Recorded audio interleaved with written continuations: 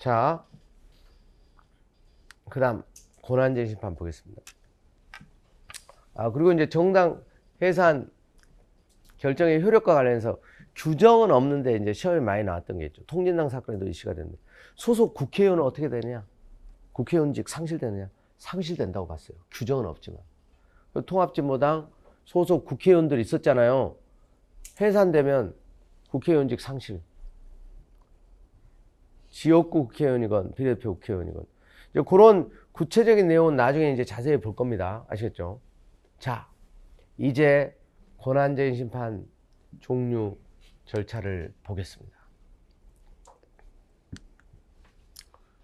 자, 권한쟁의 심판은 국가기관 상호간이에요. 국가기관끼리. 기관 간에도 여러분 갈등들이 많아요. 국가기관 상호간. 그리고 국가기관과 지방자치단체. 국가기관과 지방자치단체. 그러니까 중앙정부하고 지자체 간에도 여러분 갈등 대립이 있는 거 종종 보시죠. 교육부하고 지방자치단체 그 자사고 이제 취소, 교육감의 취소하고 이런 부분들도 마찬가지예요. 교육 정책에 대해서. 그리고 이제 재난지원금 이런 거 이제 누가 부담하느냐, 어떻게 시행하느냐. 그리고 이제 또 그린벨트, 서울시에 있는 거 이제 그린벨트 국토교통부에서 이제 해제 막 검토하면 서울시가 반대하고. 그러니까 같은 정파, 정당 출신 단체장 또는 장관이어도 이해가 충돌되는 경우가 있어요. 갈등 대립이 있는 경우가 있다. 국가기관과 지방자치단체 간에도. 또 지자체 상호 간에도 이제 경기도 서울시, 또 서울시와 강남구 이런 식으로 갈등 대립이 있을 수 있다. 그래서 권한의 유무 또는 범위에 관해서 다툼이 발생한 경우. 그래서 권한쟁의 심판을 통해서 권한 침해 여부. 권한이 이제 유무 이건 권한이 누구에게 있느냐, 어떤 기관에 있느냐 없느냐, 또 범위가 어디까지냐. 그래서 결론적으로 권한 침해인지 아닌지 이런 부분들을 헌법재판소가 이제 심판을 해주는 거죠. 자, 이건 이제 국가 기능을 원활히 수행하고 또 수평적, 수직적 권력 상원의 견제와 균형을 유지하기 위해서 이제 다 필요한 겁니다. 자, 그다음 국가기관 상원의 권한쟁의, 국가기관 지방자치단체 간의 권한쟁의, 지방자치단체 상원의 권한쟁의 심판. 우리 헌재법 이제 61조에 보면 그래서 청구 사유가 피청구인, 그러니까 이제 여기는 권한쟁의 심판 청구를 당하는 이제 국가기관이나 지자체가 되겠죠. 그래서 어떤 A라는 국가기관의 처분 부작위가 헌법 법률에 의해 부여받은 청구인 우리 국가기관, 우리 지자체의 권한을 침해했거나 침해할 현저함이 위험이 있다. 그럴 때 이제 청구하는 거예요. 이 조문 자체가 여러분 시험에도 많이 나왔는데요. 여기서 보면 헌법뿐만 아니라 법률에 의해서 부여받은, 그러니까 법률상 권한도 다툴 수 있어요. 여러분 이제 우리 68조 1항 헌법소원은 헌법상 보장된 기본권 침해를 다툰다 그랬잖아요. 헌법상. 법률상 권리는 다툴 수가 없어요.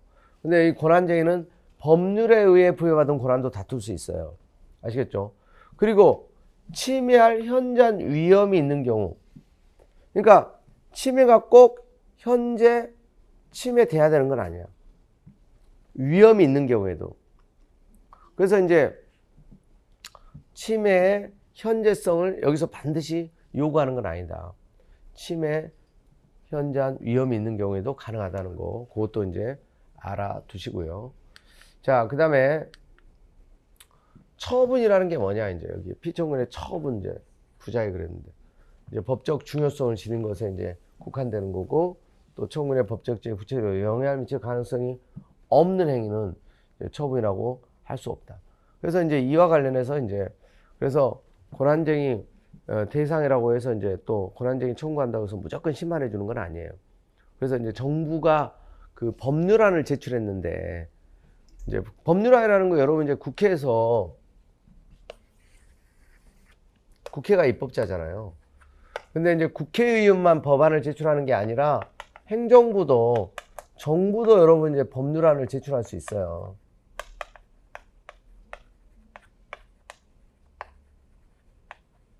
정부가 예를 들면 이제 어떤 A라는 법률안을 제출했는데 서울시가 보니까 그게 서울시의 어떤 자치권을 침해할 수 있는 내용이 담겨 있더라. 이걸 이제 서울시가 이걸 권한쟁의로 다툰 적이 있어요, 실제로. 이건 각하됐어요.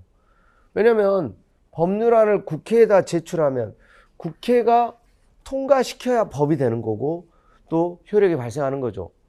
제출은 됐는데 국회에서 폐기되고 수정 의결되면 그 법률안은 법률이 안 되는 거예요. 이건 그냥 준비행위에 불과하다. 이런 걸 권한쟁의 심판 대상인 처분이라고 보지 않아요. 아시겠죠?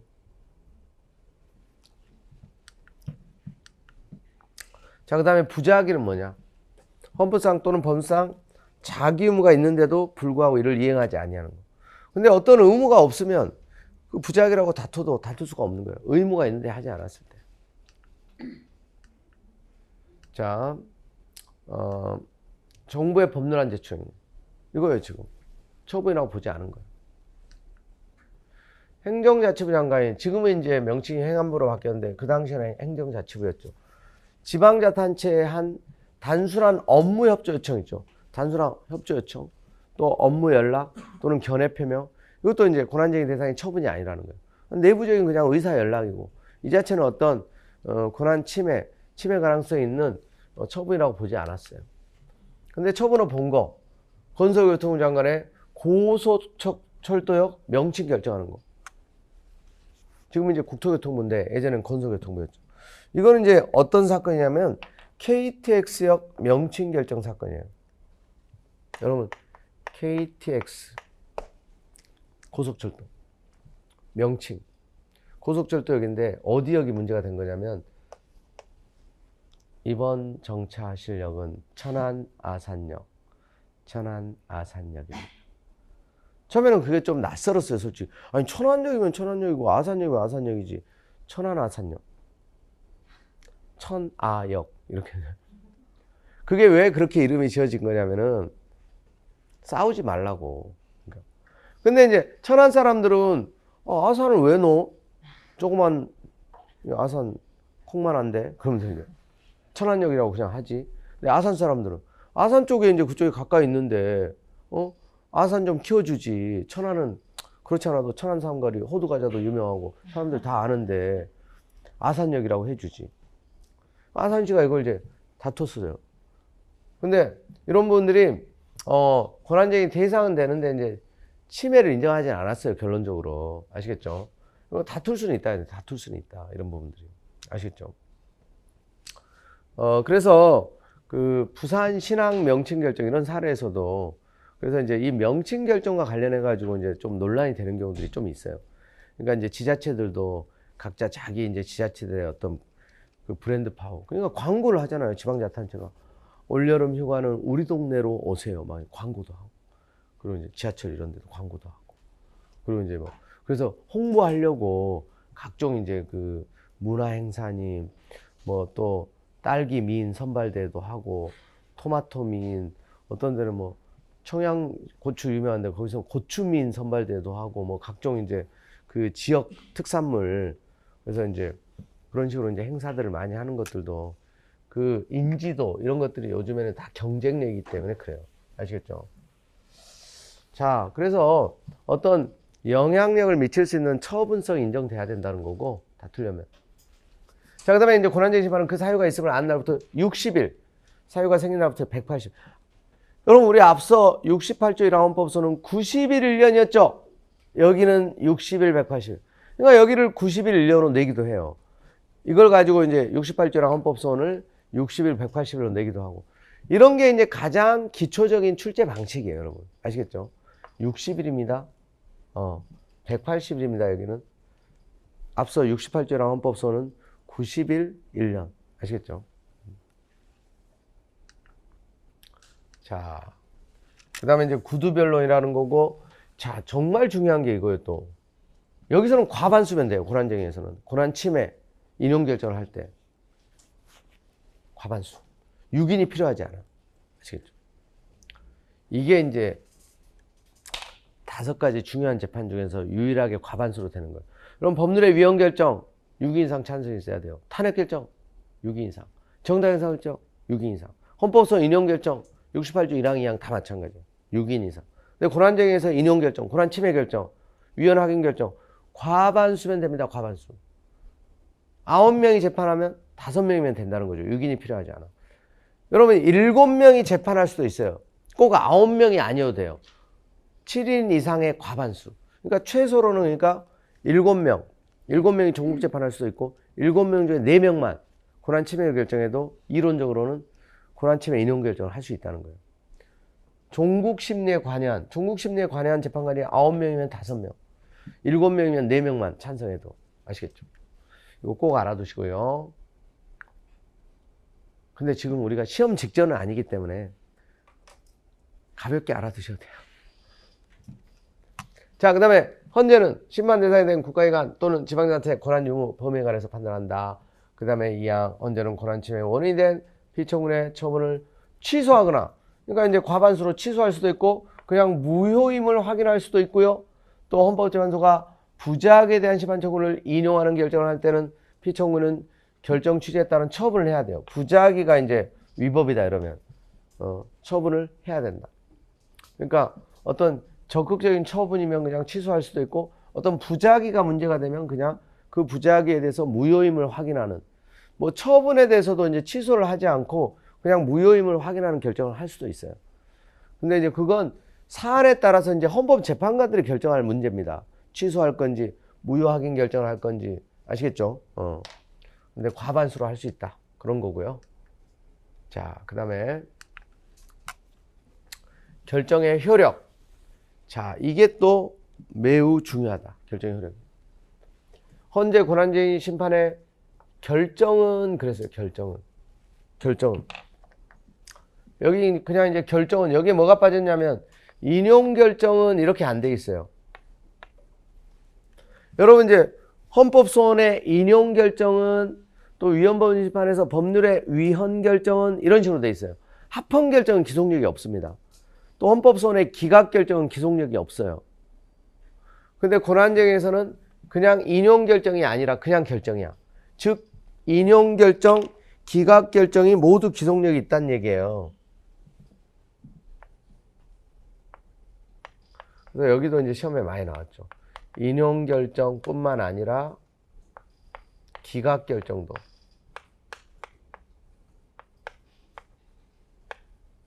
기속력이 있어요. 기각 결정은 침해가 아니라는 거죠. 인용 결정은 이제 침해 주장을 받아들이는 거고. 왜 기각 결정도 기속력을 인정을 할까? 이게 이제 객관 소송. 그러니까 권한쟁의는 권한이 있냐 없냐, 그리고 이제 권한이 어디까지냐, 그런 부분에 대한 판단이기 때문에 또 유사한 이유로 또 심판 청구를 못하게 하기 위해서 기각 결정에도 기속력을 부여하는 것입니다. 여러분 이제 위헌 법률 심판에서는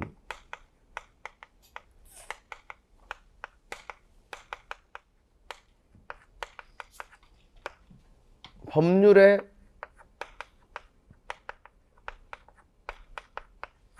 위헌 결정,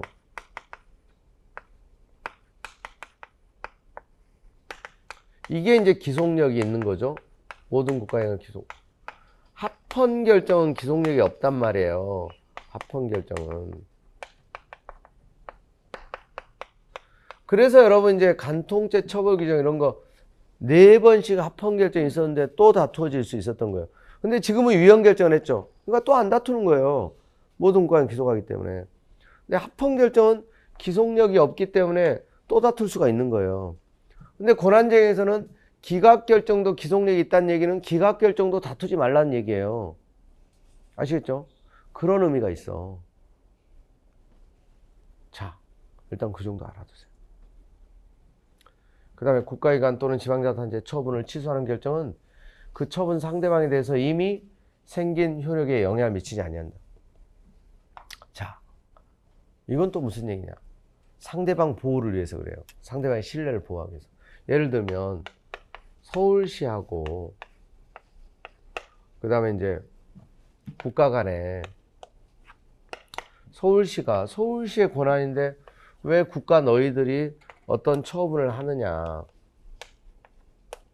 처분의 상대방 갑이라는 일반 시민이 있어. 국민.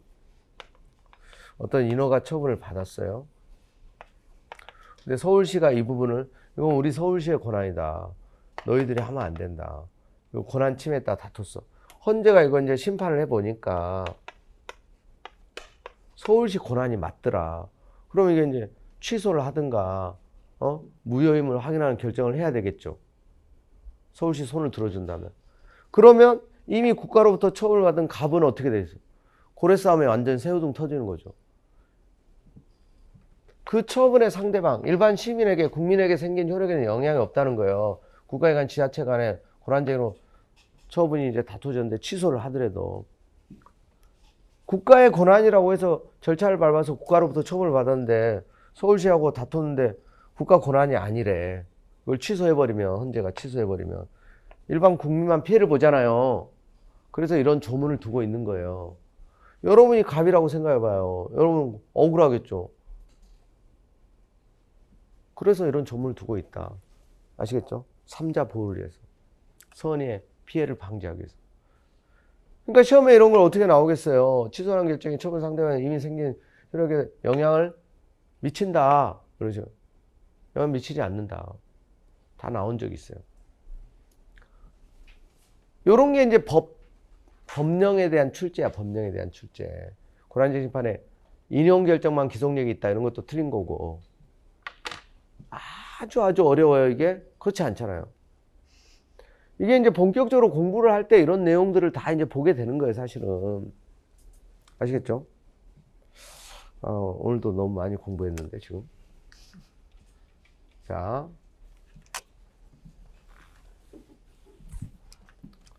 이제 정리를 해보겠습니다. 이런 글자체는 잘 안 보이네, 그죠? 탄핵소추, 의결, 탄핵심판 절차. 그래서 이제 이 대상자들 또 탄핵심판제도 이제 쭉 공부를 했는데 대통령, 국무총리, 국무회의, 행정학부장, 헌법재판 재판관, 법관, 중앙선관위원, 감사원장, 감사위원, 기타 법률정한 공무원. 그 직무집행에서 헌법이나 법률을 위배했을 때. 그러니까 이제 65조 1장 그 조문 잘 숙지하는 게 가장 기본이에요. 기타 법률로 또 추가할 수 있다고 했었고 헌법에 직접 언급된 사람들. 직무집행에서 헌법 법률을 위배해야 된다. 위법성 요구된다. 아시겠죠? 그리고 재량이다. 그 다음에 헌법재판소 탄핵 결정으로 공무원은 해당 공직에서 파면되고 민형사상 책임은 면제되지 않는다. 별개다, 별개. 탄핵 결정에서 파면된 사람은 결정 선고가 있은 날부터 5년이 지나지 않으면 공무원이 될 수 없고 탄핵 결정이 이제 효력이에요, 효과. 그 다음에 정당한 심판. 정당의 목적이나 활동이 민족기본에서 위배될 경우에요. 그러니까 이게 조문 문제로도 뭐 앞서 얘기는 안 했지만 이제 이게 인하야, 오와. and가 아니라.